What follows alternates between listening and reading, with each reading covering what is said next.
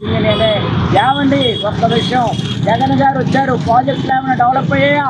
ఓ రోడ్లు చూస్తున్నారు మీడియా సోదరులు, రోడ్లు ఎక్కడికక్కడ గుంతలు పడిపోయాయండి. మేము కాన్వాయ్ వస్తామంటే, మేము కాకినాడ నుంచి 40 కార్లతో వస్తామంటే రోడ్లు మాకు ఒళ్ళు నొప్పులు వచ్చేసాయండి. చాలా బాధేసింది. మాతో వచ్చిన ప్రధాని కొంత బాధపడ్డారు. ఏం బాగున్నాయండి రోడ్లు. ఇవాళ ప్రాజెక్టులు ఒక్క ప్రాజెక్ట్ ఇంప్లిమెంట్ చేశారండి, ఒక్క ప్రాజెక్టు కూడా. ఏమండి నవరత్నాలు 9 సూత్రాలు ఎవరికి కావాలి సార్? ఎవరికి కావాలి నవరత్నాలు 9 సూత్రాలు? సరైన పాలన కావాలి. జగన్ అవ్వచ్చు, పవన్ అవ్వచ్చు, చంద్రబాబు, కాంగ్రెస్ అవ్వచ్చు, సరైన ప్రజలకు న్యాయమైన పాలన ఇస్తే బ్రహ్మరథం పెడతారు. ఇప్పుడు మా సరిమలెక్కన బ్రహ్మరథం పెట్టించా ఒక దారికి తీసుకొచ్చారు.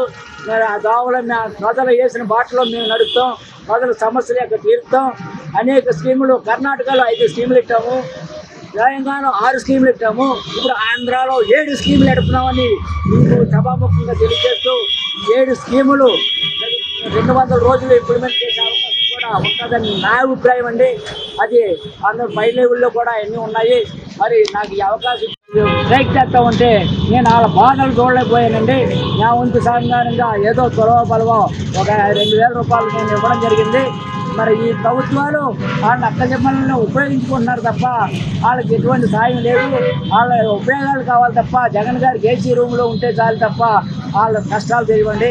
వాళ్ళ కష్టాలు కూడా ఈ సభాముఖంగా మరి అంగన్వాడీ కాకినాడ జిల్లా ప్రెసిడెంట్ జ్యోతి గారికి చెప్తున్నాను. ఈ సభాముఖంగా ఈ ప్రభుత్వాలు ఎలాగ మీ కోరికలు నెరవేర్చలేవు.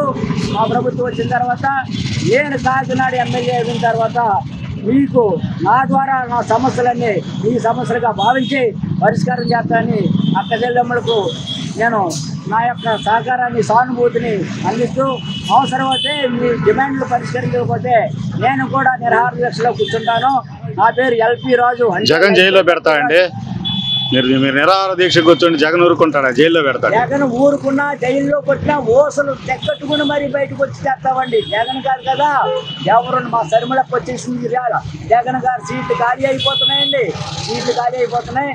జగన్ గారి పార్టీలోంచి మాకు ఎంతో మంది చాలా ఆహ్వానం కలుగుతున్నారు వస్తామని చెప్పి. సోదరులారా, మీరు మమ్మల్ని అడగడం కాదు, ఎవరారా మీరే చూస్తున్నారు. మేము లేనిపోని అవాకులు సవాకులు ఎవరిని అంటలేదు. మేము ఎవరికి ఈరోజు వస్తుంది కాదు. జగన్ గారు మా చుట్టమే, చంద్రబాబు మా చుట్టమే, పవన్ మా చుట్టమే. కాకపోతే జనాలు ఎవరికి న్యాయం చేస్తారో వాళ్ళ పక్షాన్ని మేము ఉంటాము.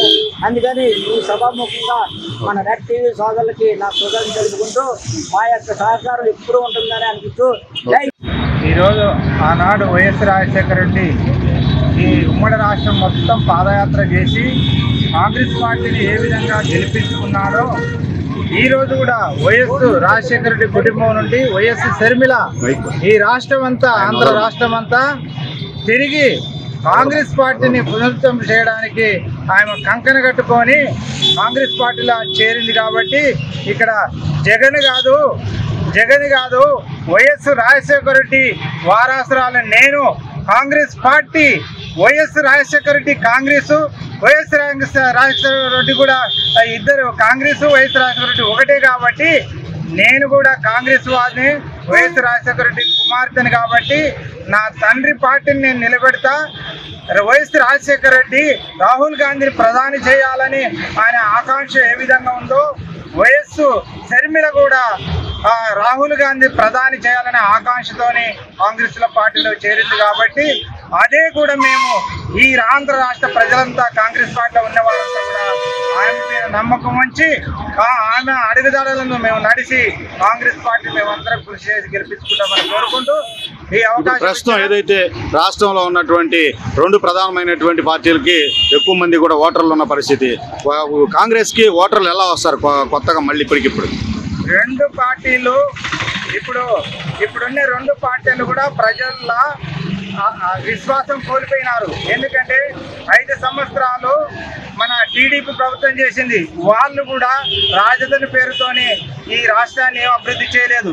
ఇప్పుడున్న జగన్ ప్రభుత్వం కూడా రెండు రాజధానులని చెప్పేసి ఆయన అదే పేరు మీద ఈ రాష్ట్రాన్ని ఏం జీరో చేసినాడు కాదు, ఎలాంటి అభివృద్ధి లేదు. కాబట్టి ప్రజల ప్రజలు కాంగ్రెస్ పార్టీ మీద నమ్మకం ఉంది కాబట్టి ప్రజలు కాంగ్రెస్ పార్టీ వైపే ఉన్నారు. కాంగ్రెస్ పార్టీ గెలిపిస్తారని అంటే చంద్రబాబు నాయుడు లాంటి రాజకీయ ఉద్దండుడే జగన్మోహన్ రెడ్డి దెబ్బకి ఏం చేయలేని పరిస్థితిలో ఉన్నాడు. షర్మిల ఎలా ఎదుర్కొంటది జగన్ని? చంద్రబాబు నాయుడు ఇప్పుడు ఆయన యుక్త వయసు లేదు, ఎందుకంటే ముసలివాడు. ఎందుకంటే ఒక టైంలో ఒకటి జ్ఞాపకం వస్తుంది, ఒక టైంలో ఒకటి జ్ఞాపకం రాదు. అటువంటి వాడు ఇప్పుడు ఈ రాష్ట్రానికి వచ్చి కూడా ఏం పరిపాలన చేస్తాడు? అన్నని ఎట్లా ఎదుర్కొంటది అంటారు? చెల్లెలు అన్నని కదిలితే అరెస్ట్ చేపిస్తున్నాడుగా. తండ్రి రాజశేఖర రెడ్డి కుటుంబంలో ఏదైతే కాంగ్రెస్ పార్టీకి ఆయన పనిచేసినాడో రాజశేఖర రెడ్డి కుటుంబం నుండి వచ్చింది కాబట్టి తండ్రి ఆశలు ఆయన నెరవేర్చలేదు కాబట్టి ఆయన కాంగ్రెస్ పార్టీలో ఉండి ఆయన ఆశలు నెరవేర్చడానికే వచ్చింది. అంటే అవును, అసలు కాన్వాయ్ కదలనివ్వలేదు కదండి జగన్, ఆపిచ్చాడు కదా అక్కడ.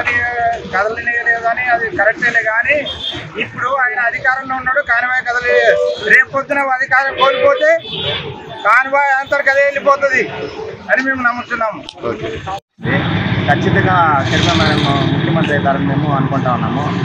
కాంగ్రెస్ సీనియర్ లీడర్స్ కార్యకర్తల ఉత్సాహం కానీ ప్రజల్లో మార్పు కానీ అందరూ గమనిస్తూ ఉన్నారు. ఖచ్చితంగా మేడం గారికి ఈ రానున్న ఎలక్షన్లో భారీ మెజారిటీతో గెలుస్తారని మా కాంగ్రెస్ ఎమ్మెల్యేలు మనస్ఫూర్తిగా అనుకుంటా ఉన్నాము. ఎంపీలు కూడా గెలుస్తామని అనుకుంటా ఉన్నాము. ఖచ్చితంగా మేము ఈ రాష్ట్రంలో అధికారంలోకి వస్తామని తెలియజేస్తా ఉన్నాం సార్. అంటే ఈరోజు ఎలా ఉంది వేవ్, ఎలా ఉంది అసలు? లీడర్లు వీళ్ళంతా వస్తే ఒక్కసారిగా మాకు బాగా ఉత్సాహం కలిగించింది సార్. పార్టీలో మేడం వచ్చిన తర్వాత పాత వాళ్ళు రాకుండా ఉండే వాళ్ళు, లోపలికి పోయిన వాళ్ళంతా కూడా బయట వచ్చినారు. అందరూ ధైర్యంగా మాట్లాడగలుగుతూ ఉన్నారు, తిరుగుతూ ఉన్నారు. కాబట్టి మనకి ఎటువంటి ఇంకా భయం లేదు. సరిగా మేడం ఏమన్నా చూసుకుంటా ఉందని మాకు నమ్మకం వచ్చింది. మా రాయలసీమ జిల్లాలో కూడా ప్రత్యేకంగా ఇలాంటి పరిస్థితుల్లో మీకు అందరికీ తెలిసిందే రాయలసీమ జిల్లాలో ఎలా ఉంటుందనేసి. కానీ ధైర్యంగా మేము తిరిగలుగుతాం, చేయగలుగుతా ఉన్నామంటే మేడం వచ్చిన శుభ సందర్భంగా మేము భావిస్తా ఉన్నాం సార్. అంటే కాంగ్రెస్కి ప్రజల్లో ఎలా ఉంది అభిప్రాయము? కాంగ్రెస్కి ఇప్పుడు కొద్దిగా మార్పు కనిపిస్తా ఉంది సార్. అక్కడక్కడ ముందు మాదిరిగా ఇప్పుడు ఏదో స్టేట్ డివైడ్ చేస్తున్నారని చెప్పేసి ఏదో కొద్దిగా దెబ్బతీసింది. కానీ ఈసారి అట్లా ఉండదు. ఖచ్చితంగా మేము అసెంబ్లీలో అడుగు పెడతాము, పార్లమెంట్లో కూడా సెంట్రల్లో కూడా మేము అధికారం వస్తామని మేము ధైర్యంగా తెలియజేస్తాము సార్. అంటే 2024 ఎన్నికల సీట్లు ఏమైనా వస్తాయి అసలు? ఖచ్చితంగా మాకు 19 సీట్లు వస్తుందనుకుంటున్నాం సార్. ఎమ్మెల్యేలో 4 ఎంపీలు వస్తామనుకుంటున్నాం సార్.